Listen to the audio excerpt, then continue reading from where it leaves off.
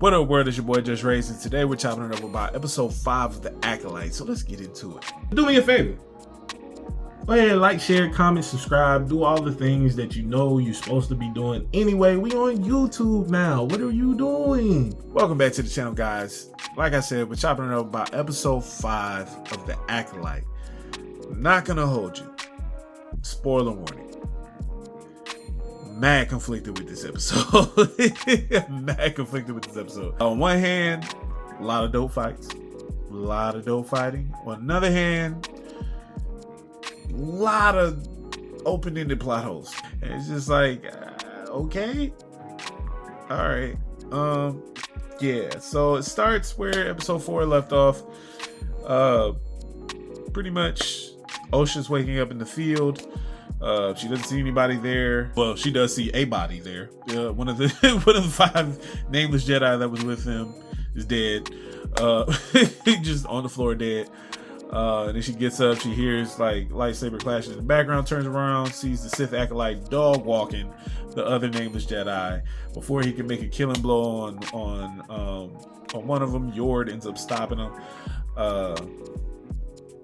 And of course, unfortunately, Yord wasn't able to save that person's life because they end up getting killed shortly thereafter. Yord stops him.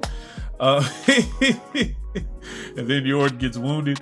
And he's about to go for the killing blow on Yord. And Osha picks up the stun gun and shoots the Sith Acolyte and grabs his attention. And then he turns around and starts pretty much walking her down. She takes off running through the forest. Does a lightsaber throw, cutting down some trees in his way to try to hit her. And before it could actually hit her, in steps in Master Soul, and up pops Yord again. And they're getting ready to fight with the Sith Acolyte. And before they can get started with the fight, Master Soul actually tells Yord, well, Master Soul pushes Osha out the way and is just like, yo, get to the ship. Civilian, get to the ship. And even pretty much gives an order to Yord to get her back to the ship. And so Osha and Yord end up taking off, and it's just Master Soul versus Sith Acolyte. Cut to May, who's been in the house the whole time watching all of this watching all of this go down, finally sees them run away and run off. And so she decides to pretty much sneak out. At least so she thought. As soon as she tries to go outside and sneak away, up pops Master Soul's Padawan. I can't remember her name, but I know it's Daphne Keen's character. So in pops Daphne Keen's character, and they start going at it. Daphne Keen's character is trying to arrest her and bring her into custody, which was the whole point of the Jedi even showing up on that planet. And pretty much reading her rights as they're fighting, and they're just going back and forth. It was it was a cute little fight between them two because they're so little. Just going back and forth. So it was kind of cute. I ain't gonna hold you, but it was dope seeing them kind of duke it out a little bit. Get to see the Padawan skills of Daphne Keen's character, and you of course kind of get to see May's skills as well a little bit. And they're just kind of going toe to toe at each other, and cut back to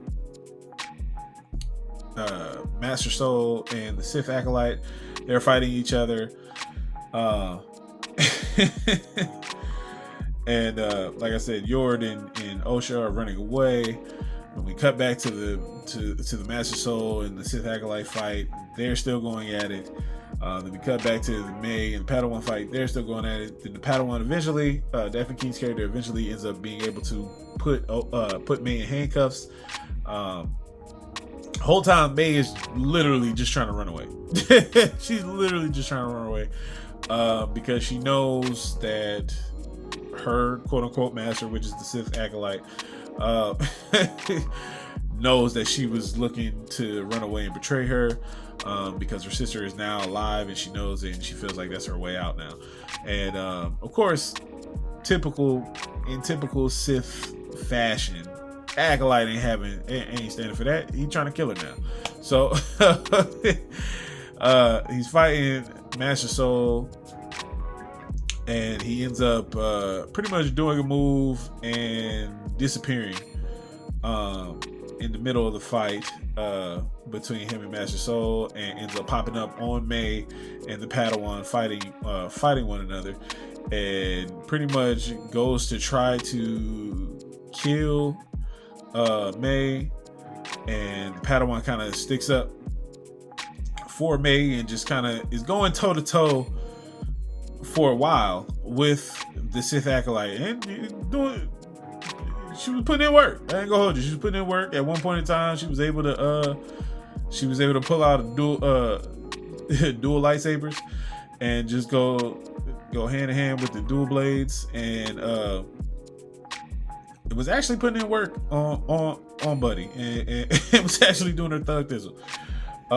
It was just it was interesting. I ain't gonna hold you. That was one of the best fight scenes of the episode. It was her versus the Sith Acolyte. And eventually Master Soul catches back up with him right before the Sith Acolyte was gonna pretty much deal a death blow to the young Padawan. Master Soul steps in, is able to stop it from happening, and then now it's Master Soul and the Padawan versus the the Acolyte, and they're giving him the business, but he's holding his own. 1v2, he's holding his own, and the Padawan starts an aggressive push on him, and it ends up costing her life, but through the process of it costing her life, she was able to actually break his helmet off of his head, and was able to actually reveal who the Acolyte was. And unfortunately, it was the Asian guy, which I called it last episode. I was like, I feel like it looks like it's probably the Asian dude, but I feel like that's low-hanging fruit for them to just make it the Asian dude, and they went for it. And it was just like, you could have picked anybody else, legit, and it would have been a little bit better. But the Asian dude, it was just like, all right. Running back the whole hiding in plain sight trope again. Whatever. So anyway, they're fighting. As soon as his mask is broken, he reveals himself to be the Sith Acolyte. Him and Master Soul have this long, drawn-out dialogue, and he's trying to sound super deep and poetic. Why, I don't know, but he's trying to sound super deep and poetic. And he's talking to Master Soul, and he's also talking to May, and just pretty much, Master Soul asked him his motivation, and he went on this long spiel about how he wants a student, and he said some things, but he really didn't say much of anything.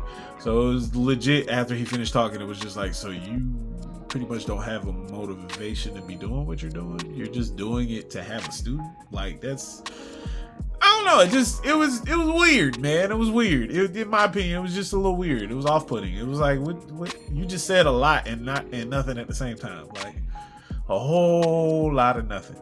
And so it was like, all right, so this what's your motivation, bro? Like, what is the point of this? What is the point of this? And so it was just like, all right, man. I ain't gonna hold you. I was a little irritated because I was like, so your only point is to have a student? Alright, whatever. Like, who hurt you, sir? Who hurt you? Anyway, so they get rid of the dialogue. They're going through then Master Soul, of course, and the Sith Acolyte end up really just going back and forth, fighting. And of course, Osha ends up coming back, and through the process of Osha coming back, she ends up stunning her sister. So she stuns May. May gets kind of taken out of commission, and she stuns May, and Osha and Yord end up coming back. So now it's Yord, Master Soul, and Osha versus the Sith Acolyte. Of course, Osha's not really about to fight him because she's not really equipped to be fighting for real. And Yord pretty much gets dog walked in that fight and gets his neck snapped. And but I ain't gonna hold you, his entrance was kind of fire. He came in like Piccolo. He had a hot 5 seconds where he was just like, okay, Yord, okay. And then he got his neck snapped. And it was just like, oh, okay, Yord, all right. All right. R.I.P. I guess. And so it was just like, all right. And so of course, Master Soul, seeing Yord get killed, seeing his Padawan get killed, kind of goes off in a rage against the the Sith Acolyte, and is just about to land the finishing blow on the Sith Acolyte. Which, I ain't gonna hold you, if it was me, I would have just had to kill him and explain to Osha later why I killed him. He stopped because Osha called his name. It was just like, Master Soul, no.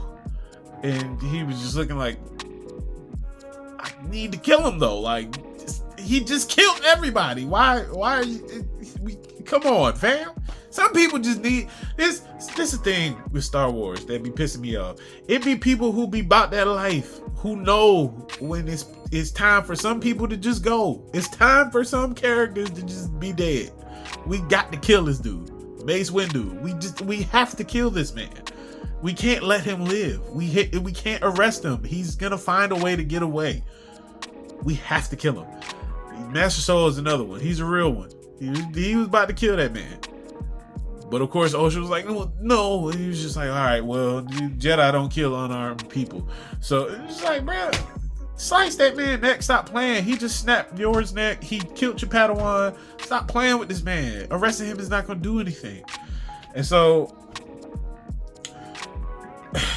he ends up tossing his lightsaber, and they end up fighting hand to hand, which was kind of cool. It was kind of cool to see them kind of fight hand to hand. And in the process of them fighting hand to hand,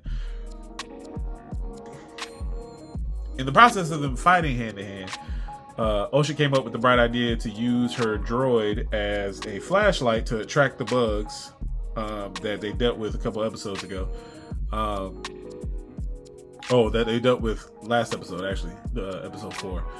And puts the light on the back of the Acolyte, and the bugs just start swarming him. He's slicing and dicing at first, and then he gets overwhelmed, and they literally pick him up and carry him away. And as they pick him up and carry him away, Master Soul gets shot with a stun ray by May from a distance, and then May and Osha have a confrontation with one another. They have a sensitive moment, a sister heart to heart. And it was a real emotional moment. Shout out to Amanda Stenberg, because she has been acting her butt off in this series, so I will give her that round of applause. They have a sensitive moment, a real heartwarming, heartfelt scene, and then Osha's like, I feel what you saying, May, but I still gotta arrest you. And so she proceeds to try to arrest May. May kind of flips the script on her because, of course, May's a little bit more adept in her training, and then she uses the Force to push her back, and it looks like she knocks her out. At least that's what they're insinuating, is that she got knocked out. At first I thought she had like maybe hit her head, but it wasn't no blood, so it was just like, is she dead? Are y'all trying to say she's dead, or is she just knocked out? So I was just like, I guess they're insinuating she's knocked out. So in the midst of her knocking her out, she ends up, I thought she was about to go for like a killing blow on her sister, and I was about to say, whoa, this just got really dark. But instead she ends up using a lightsaber to cut her locks, because May has longer locks than Osha. She cuts her locks off to match Osha's length, and then the way the episode is set up, it's like it's insinuating that she ends up stealing Osha's clothes and then going to wake up Master Soul. And when she wakes up Master Soul is kind of like in disarray because he got shot with a stun gun. So he's like, oh shoot, what's going on? He's like, are we good? Like, what's going on? You good? And he's he's like, yeah, we gotta go. And so they end up leaving, getting on the ship. And in steps in good old Basil, the tracker, the adorable tracker that I talked about in episode 4, or that we met in episode 4. He pops, he picks up Osha's droid head, because he was able to find Osha's droid head. And he sniffs it, he smells that Osha's scent is on it, and he follows Master Soul and May back to the ship. And we get a moment with Basil realizing something ain't right, because the smell on the droid and the smell off of the person dressed as Osha don't match. So we can see he's becoming a little suspicious. And that's why I said they're like insinuating this. It's not like they're really telling us what transpired. And then after they get on the ship, cut to the Sith Acolyte after he pretty much killed all the bugs that kidnapped him.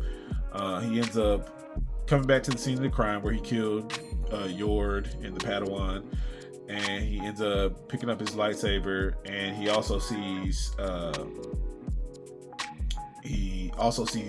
Osha's body, and it looks like the way they insinuated is like he realizes that that's Osha and not May, and so he puts like his cape over her after he turns her over and sees that she's like unconscious, and says something trying to be deep and poetic, and then the episode ends there. And not gonna lie, I was mad confused at the end of this episode, because I'm like, what is... It's a lot of plot holes. But one thing I will say, shout out to the Sith Acolyte dude for having counters to lightsabers. That was weird.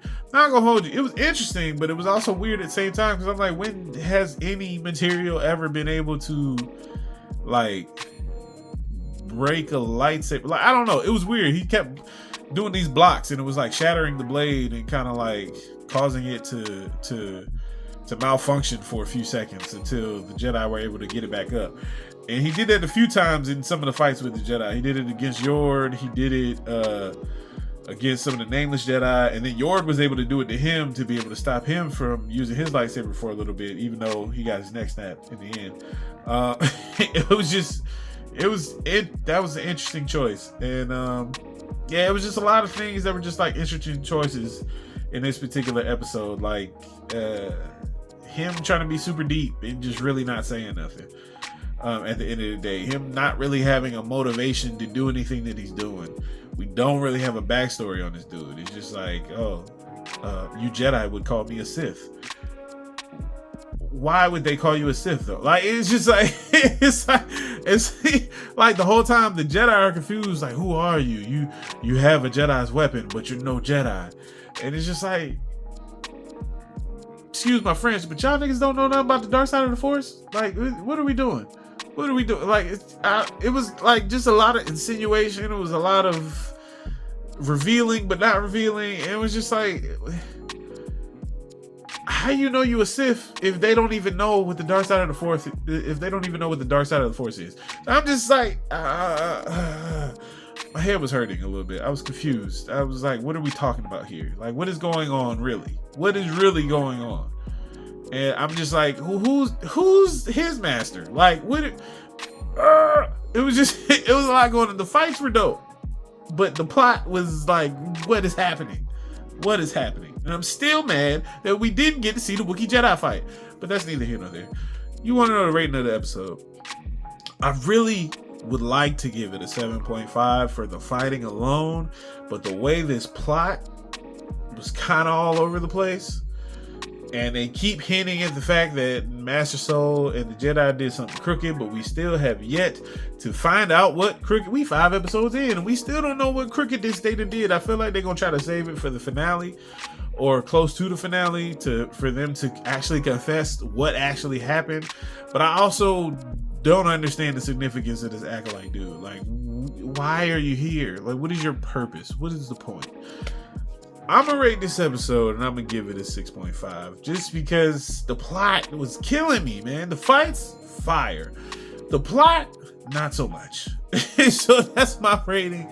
Let me know if I'm tripping. Let me know if you agree. Let me know your thoughts on the episode. Let me know if you're still watching it. At this point, I'm gonna finish the series, but I'm not necessarily super excited about it anymore. But I'm gonna finish it because I done already sat here and watched 5 episodes. But yeah, I'm just it's like slowly but surely they're losing me. But the fights were fire. I will say that. The lightsaber dueling the lightsabers were lightsabering. Random side note. Holding somebody at saber point, never thought that would be a valid looking threat, but it was. The way he just had the saber up to her head, like, come closer and I'll push the button and she gonna be dead. So it was just it was interesting to see. Didn't expect it, but I thought it was funny. Never thought it would be a viable threat, but it actually, I mean, it makes sense. He hits the button, you out of here. But it was funny to me. But yeah, man, that's my rating. Yeah, let me know your thoughts in the comments. Be respectful, but yeah, let me know your thoughts in the comments. Shout out to the House of the Dragon finally being back on TV. Shout out to season 4 of The Boys still going on. Yeah, I just this episode had me very conflicted. But yeah, don't forget to like the video. Don't forget to share the video. Don't forget to comment how you feel about this episode. And yeah, don't forget to subscribe to the channel, man. Got Kaiju number 8 review coming out tomorrow for episode 9 and episode 10. Don't forget, guys, it's free soul to the soul free. Let's get it.